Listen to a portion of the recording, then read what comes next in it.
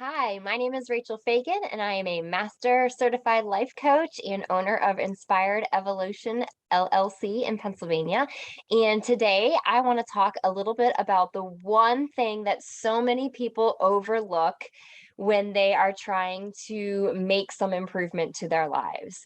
So it is that time of the year where so many people are attempting to make changes in their lives for the better. There are so many resources readily available with a simple internet search that provide tips and advice for adding more shoulds, more good habits to your life. And while these may be really great intentions, and I spoke about intentions, setting a word for intention in another video, there is one component that tends to make or break the success of implementing these intentions that frequently gets overlooked. And that is whether or not you actually have the capacity to take on anything else. So there's a reason why so many New Year's resolutions are abandoned, and it's largely because people take on more than they can realistically and sustainably handle. So many of us are already spread super thin, and we're already in mental overload, not to mention we've overcommitted and we're already drained. And most days, the thought of adding anything extra, no matter how good it may be for us, is daunting. So, what happens come January when the ball drops? Why do so many people jump in way over their heads come January 1st? I'm sure that there are a wide variety of reasons, but I cannot help but think that many of us really get caught up in the elevated spirits of the holiday season and just ride that wave on into the new year. For many people, the holidays are a great time to recharge. Maybe we get a few days off of work to spend however we want. Maybe we get to catch up on rest and relaxation, or have time to revisit a hobby that we don't usually have time for. Maybe we get to reconnect with friends and family.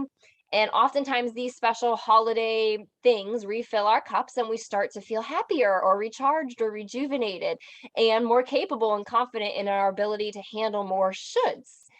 And so we make a promise to ourselves to take on just this one more little thing, for me. And it's going to be awesome and make everything so much better.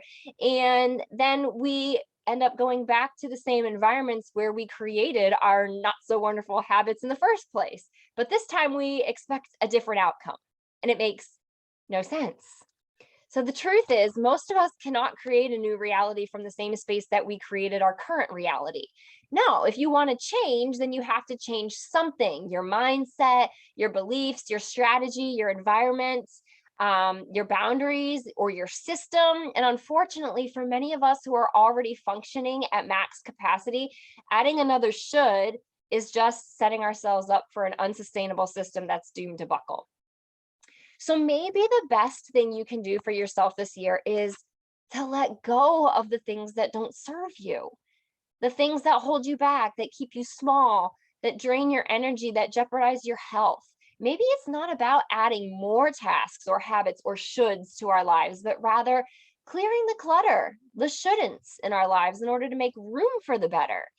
And I think this is where the whole work smarter, not harder thing really comes into play. So, where do you start?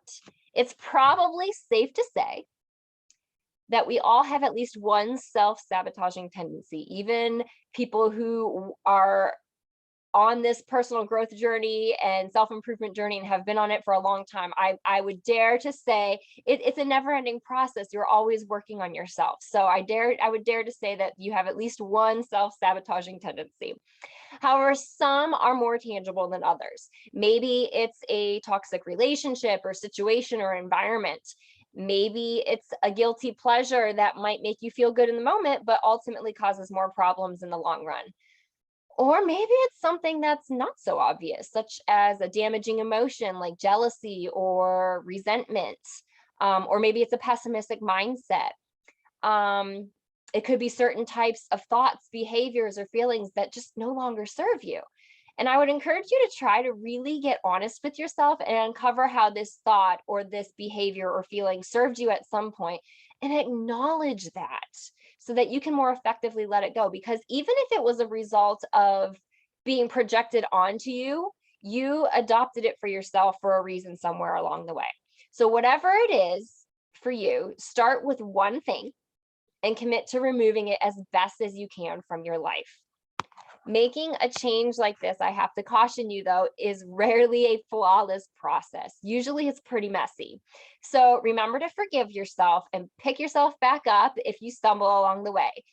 You want to strive for perfection, but at the end of the day, celebrate your progress. Remember, sometimes less is more. Good luck.